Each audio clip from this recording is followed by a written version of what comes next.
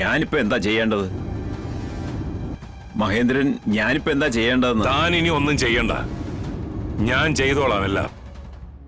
നിങ്ങള് കുറച്ചു നേരത്തേക്ക് അവിടെ കണ്ണടച്ചിരുന്നാ മതി, ഇല്ലെങ്കിൽ നിങ്ങൾ പേടിക്കും. ഞങ്ങളിതാ മുറ്റത്തേക്ക് ഇറങ്ങി നല്ല കിടുക്കാച്ചി ഫോട്ടോസ് എടുക്കും. ഫോട്ടോഗ്രാഫിയിൽ എന്റെ മിടുക്കേ ഞാനിവിടെ തെളിയിക്കും. വാ ചന്ദ്ര, പുറത്തേക്ക്. അതെ മക്കളെ, കാറിനടുത്ത് മുളകളൊക്കെയുള്ള ആ സ്ഥലത്ത് നിന്ന് എടുത്താൽ മതി കേട്ടോ. ആ ശരി ശരി. ആ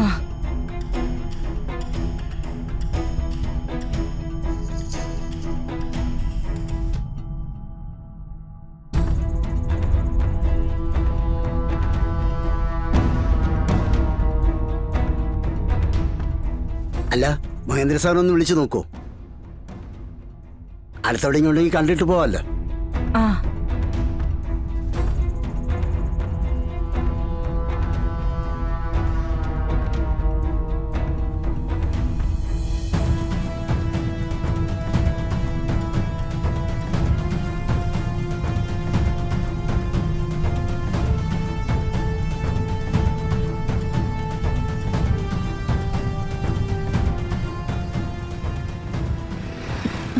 രാമേട്ട, ഇപ്പൊ എന്താ ചെയ്യ? വഴിയുണ്ട്, കൂടെ വന്നേക്കണം.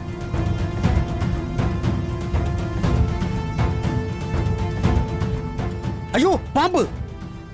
പാമ്പ്! പാമ്പ്! പാമ്പ്! പാമ്പ്! എവിടെ? അവിടെ അങ്ങോട്ട് പോയി. എങ്ങോട്ട് പോയി? അവിടെയുണ്ട്. എന്താ അവിടെ? എന്താ അവിടെ ഒരു പാമ്പ്. പാമ്പോ? പത്തിയുണ്ട്. മൂർഖനോ? അയ്യോ, ഒന്ന് നോക്കി എങ്ങോട്ടാ പോയെന്ന്. അങ്ങോട്ടാ പോയത്, അങ്ങോട്ട്. അയ്യോ,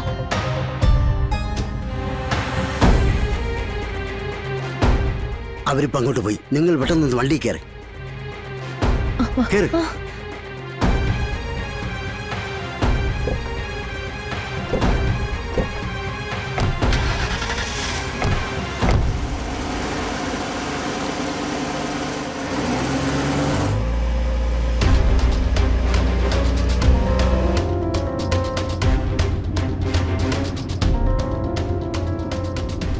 വേഗം വിട് രാമേട്ട, ഇപ്പൊ തന്നെ സമയം ഒരുപാട് വൈകി.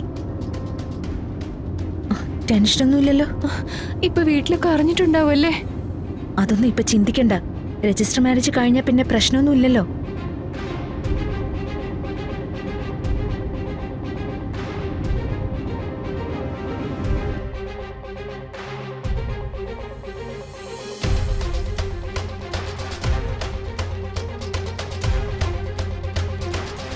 പ്ലാൻ പൊളിഞ്ഞിട്ടുണ്ടാവോ?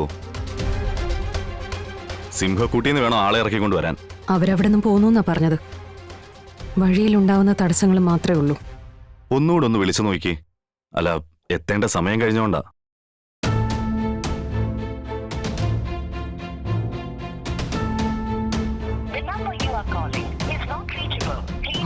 കോള് പോകുന്നില്ല, ഔട്ട് ഓഫ് റേഞ്ചാ.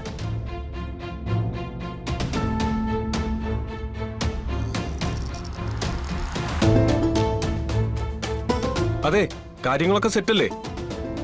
കല്യാണ ചെക്കൻ, പെണ്ണ്, മാല, ബൊക്ക, സാക്ഷികൾ. ആ, അതൊക്കെ ഓക്കെ. പെണ്ണ് ഓൺ ദ വേയാ. ആ, അതല്ലേ ആദ്യം വേണ്ടത്. എന്തായാലും നിങ്ങളുടെ പേപ്പറുകൾ ഞാൻ സാറിന്റെ മുന്നിൽ എത്തിക്കാം. പെണ്ണിനെ കൊണ്ടുവരാൻ ആള് പോയിട്ടില്ലേ? അല്ല, അവരിപ്പോ എത്തും. ആ, എത്തില്ലേ? അവര് പോന്നിട്ടുണ്ട്, ഇപ്പൊ എത്തും. ഉടനെ എത്തിയ കാര്യം ഒന്ന് നടക്കും. സാർ ഇത് കഴിഞ്ഞ് എവിടെ പോകാനുള്ള ഒരുക്കത്തിലാ. ശിവേട്ടാ, എടാ നീ ടെൻഷൻ ആവാതാടാ. ഇതുവരെ എത്തിയില്ലേ? ഇനി ഒപ്പിടാനുള്ള കാര്യമല്ലേ ഉള്ളൂ, അതും നടക്കും. എന്നാ പിന്നെ ഞാൻ നിങ്ങളുടെ ഫയൽ മേശപ്പുറത്തേക്ക് വെക്കാം. എന്തെങ്കിലും സംശയം ഉണ്ടെങ്കിൽ അകത്തേക്ക് വിളിപ്പിക്കും. ശരി ശരി, ആയിക്കോട്ടെ.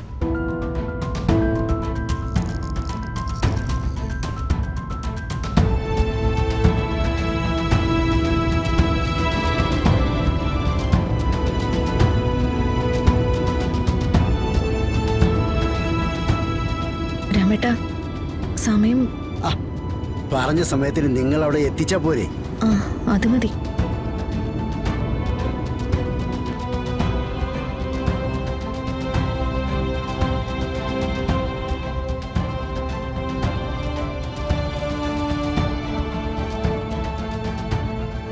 സർ, ജില്ലാ കളക്ടർ ശാലിനി മേഡം ഇടപെട്ട കേസാ. കല്യാണം കഴിക്കാൻ പോകുന്ന ചെക്കൻ അവരുടെ സ്വന്തമാ. കളക്ടർ വന്നിട്ടുണ്ടോ? ഉണ്ട്. എന്നിട്ട് കയറിയിരിക്കാൻ പറഞ്ഞില്ലേ?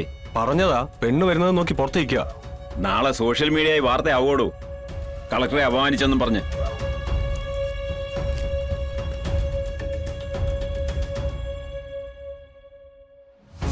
ഈ പെൺകുട്ടിയോ?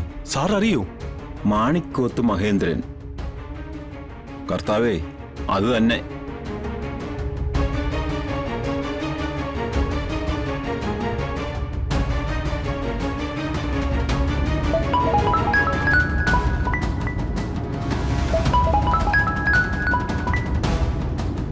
ആ, എന്താണ് ഗുരുവിളെ? ഇപ്പൊ സ്ഥലക്കച്ചവടം ഒന്നും നടക്കുന്നില്ലല്ലോ, അതാ അങ്ങോട്ടൊന്നും വരാത്തത്. എന്നാ നമ്മളിപ്പോ ഒന്ന് കാണേണ്ടതായി വരും. എന്റെ ഓഫീസിലൊരു കല്യാണം നടക്കുന്നു. കല്യാണ പെണ്ണിന്റെ ഫോട്ടോയുടെ സ്ഥാനത്ത് തന്റെ മകൾ ചന്ദ്രയുടെ ഫോട്ടോയാ. ഞാനിപ്പോ എന്താ ചെയ്യേണ്ടത് മഹേന്ദ്രൻ? ഞാനിപ്പോ എന്താ ചെയ്യേണ്ടതെന്ന്? താൻ ഇനി ഒന്നും ചെയ്യണ്ട, ഞാൻ ചെയ്തോളാം എല്ലാം. നിങ്ങള് കുറച്ചു നേരത്തേക്ക് അവിടെ കണ്ണടച്ചിരുന്നാ മതി, ഇല്ലെങ്കിൽ നിങ്ങൾ പേടിക്കും. എന്റെ കർത്താവേ, ഇന്ന് എന്തെങ്കിലുമൊക്കെ നടക്കും.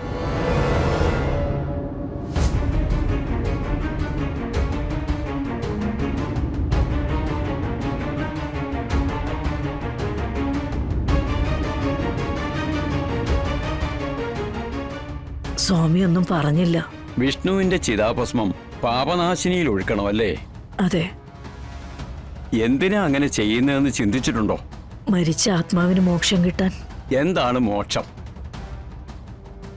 മരണശേഷം ആത്മാവ് എല്ലാ ബന്ധങ്ങളിൽ നിന്നും വേർപെട്ട് പരമാത്മാവിൽ ലയിക്കുന്നതിനെയാണ് മോക്ഷം കിട്ടുക എന്ന് പറയുന്നത്. ഗംഗാനദി പോലുള്ള അല്ലെങ്കിൽ മറ്റു പാപനാശിനികളിൽ ചിതാഭസ്മം ഒഴുക്കുന്നത് വഴി പരേതന്റെ പാപങ്ങൾ കഴുകിക്കളയപ്പെടുമെന്നും ആത്മാവിന് ജനന മരണ ചക്രങ്ങളിൽ നിന്നും മുക്തി ലഭിക്കുമെന്നും വിശ്വസിക്കപ്പെടുന്നു. ദഹന സമയത്ത് ശരീരം അഗ്നിയിലും വായുവിലും ലയിക്കുന്നു. അവശേഷിക്കുന്ന ഭസ്മം ജലത്തിൽ ഒഴുക്കുന്നതിലൂടെ ശരീരം പൂർണ്ണമായും പ്രകൃതിയുടെ ഘടകങ്ങളിലേക്ക് തന്നെ തിരിച്ചു ചേരുന്നു. പക്ഷെ ഇവിടെ സംഭവിക്കാൻ പോകുന്നത് മരണപ്പെട്ടയാളുടെ മോക്ഷപ്രാപ്തി അല്ല, അതിന് നിയോഗിക്കപ്പെട്ടവരുടെ അപമൃത്യുവാണ്.